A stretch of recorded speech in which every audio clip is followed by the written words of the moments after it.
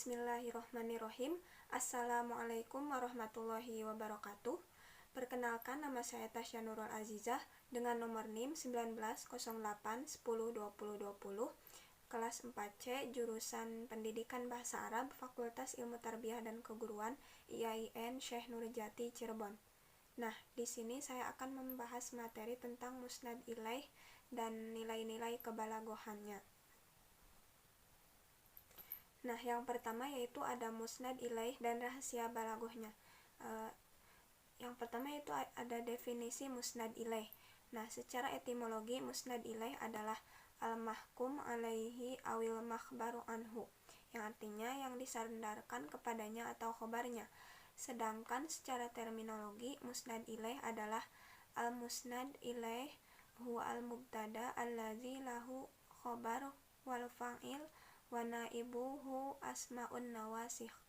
Musnad ilaih adalah mubtada yang mempunyai khobar, fa'il, naibul fa'il, dan beberapa isim dari amil nawasikh. Nah, dalam pengertian lain, musnad ilaih adalah kata-kata yang dinisbatkan kepadanya suatu hukum, pekerjaan, dan keadaan. Selanjutnya itu ada mawadi'u al-musnad ilaih al-fa'il naibuhu wal mubtada allazi lahu khobar wa ma asluhu mubtada kasim kana wa akhawatuha wal maf'ul al-awwal lazanna wa akhawatuha. Nah, di sini posisi musnad ilaih adalah fa'il, naibul fa'ilnya, dan mubtada yang memiliki khobar. Apa saja yang aslinya seperti mubtada seperti isim kana dan temannya, maf'ul awal untuk zonna dan teman-temannya. Nah, dari sini dapat kita simpulkan bahwa definisi musnad ilaih adalah tempat penyandaran berita atau kata yang dikenai sebuah hukum. Bisa berupa fa'il, naibul fa'ilnya, dan mubtada yang memiliki khobar dan bentuk apa saja yang aslinya seperti mubtada. Seperti itu. Nah, contohnya yaitu dalam kalimat Muhammadun qaimun, yang artinya Muhammad berdiri. Dalam kalimat ini, Muhammad sebagai tempat disandarkannya perbuatan berdiri atau disebut al-musnad ilaih. Sedangkan qaimun adalah perbuatan yang disandarkan kepada Muhammad atau disebut al-musnad. Nah, pola pembentukan kalimat dalam ilmu nahwu biasanya berupa jumlah ismiyah yang terdiri dari mubtada dan khobar, dan jumlah fi'liyah terdiri dari fi'il dan fa'il. Nah, contohnya yaitu Muhammadun qaimun, yang artinya Muhammad berdiri. Nah, pada jumlah ismiyah tersebut kita dapat mengetahui bahwa Muhammad dalam ilmu nahwu berfungsi sebagai mubtada, yang dalam ilmu balaghah itu berfungsi sebagai al-musnad ilaih. Sedangkan qaimun dalam ilmu nahwu berfungsi sebagai khobar, yang berfungsi sebagai al-musnad dalam ilmu balaghah. Nah, begitu juga dengan contoh jumlah fi'liyah berikut ini, yaitu qoma Muhammadun, yang berarti Muhammad telah berdiri. Nah, perbuatan yang disandarkan adalah fi'il berdiri atau al-qiyam. Adapun tempat bersandarnya perbuatan berdiri itu adalah fa'il, yaitu Muhammad, yang dikenal sebagai musnad ilaih. Seperti itu. Nah, untuk selanjutnya yaitu ada posisi musnad ilaih pada kalimat yang terdapat pada tempat-tempat berikut ini. Nah, yang pertama yaitu fa'il. Contohnya yaitu dalam ayat khotamallahu ala qulubihim, yang artinya Allah telah menutup hati mereka. Yang kedua yaitu naibul fa'il.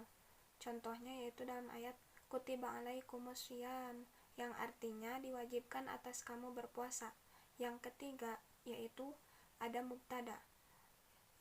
Contohnya dalam ayat Allahu nurus samawati wal ard, yang artinya Allah pemberi cahaya kepada langit dan bumi. Yang keempat yaitu isim kana dan sejenisnya. Contohnya yaitu wa kanallahu aliman hakima, yang artinya dan Allah maha mengetahui dan maha bijaksana. Yang kelima yaitu isim inna dan sejenisnya. Contohnya yaitu innal munafiqina lakadzibun, yang artinya sesungguhnya orang-orang munafik itu benar-benar orang pendusta. Nah, yang keenam yaitu maf'ul pertama zonna dan sejenisnya. Contohnya yaitu zonnal ustaz muhammadan ghaiban, yang artinya Ustaz telah mengira bahwa Muhammad absen. Nah, yang terakhir yaitu maf'ul kedua dari ro'yu dan sejenisnya. Contohnya yaitu ro'aitu innatullaba mujtahidina fi dirasatihim, yang artinya saya melihat sesungguhnya murid-murid itu rajin dalam pelajaran mereka, seperti itu. Nah, untuk selanjutnya yaitu penyebutan musnad ilaih dan rahasia balaghahnya. Nah, az-zikr secara leksikal berarti menyebut. Sedangkan dalam terminologi ilmu balaghah, az-zikr adalah menyebut musnad ilaih.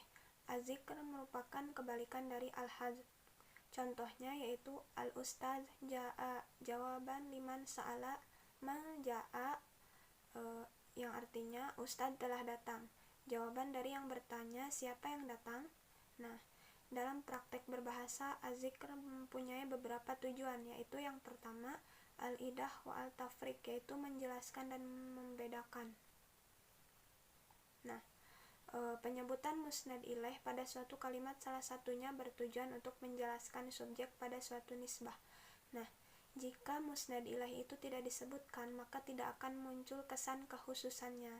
Contohnya yaitu dalam kalimat Muhammadun muhadir, yang artinya Muhammad ceramah, sebagai jawaban dari manil muhadir, yang artinya siapa yang ceramah, seperti itu.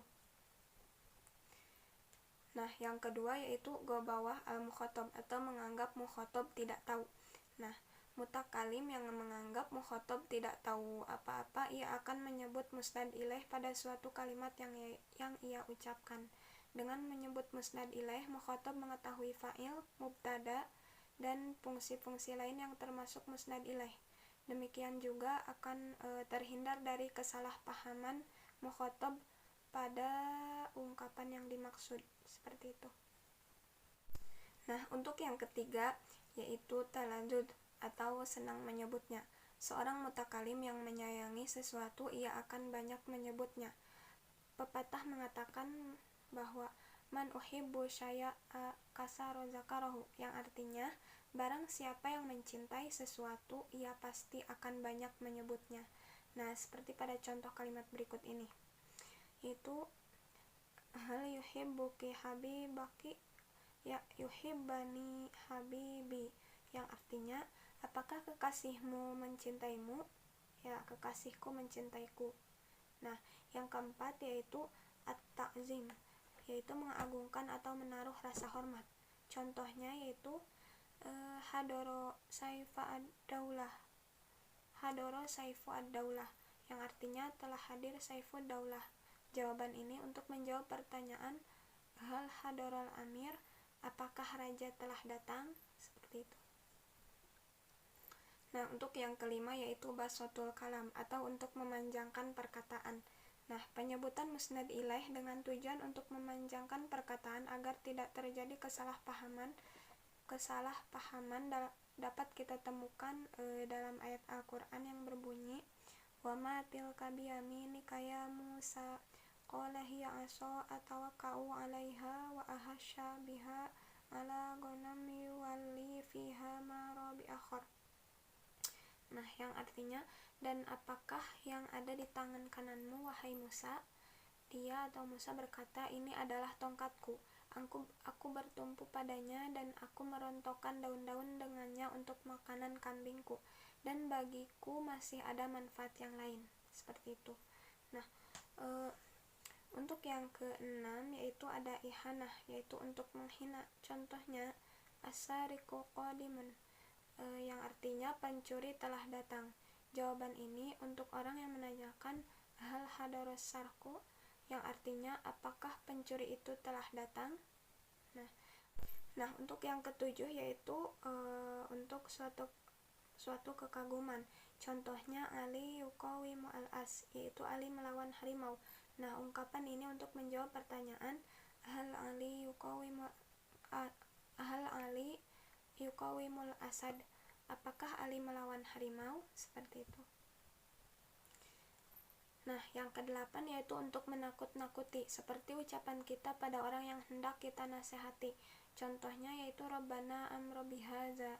Nah, yang kesembilan yaitu tasjil ala as-sami hatta layata atalahu al-inkar, yang artinya pendengar mencatat hukum di muka hakim agar tidak mudah bagi pendengar untuk mengingkari.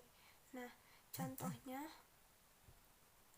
contohnya yaitu hal aqra Zaidan bi anna alaihi kaza, yang artinya apakah Zaid ini mengakui bahwa ia menanggung demikian.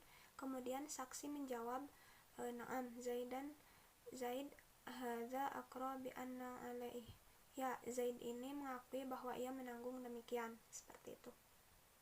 Nah, sekian yang dapat saya sampaikan, kurang lebihnya mohon maaf.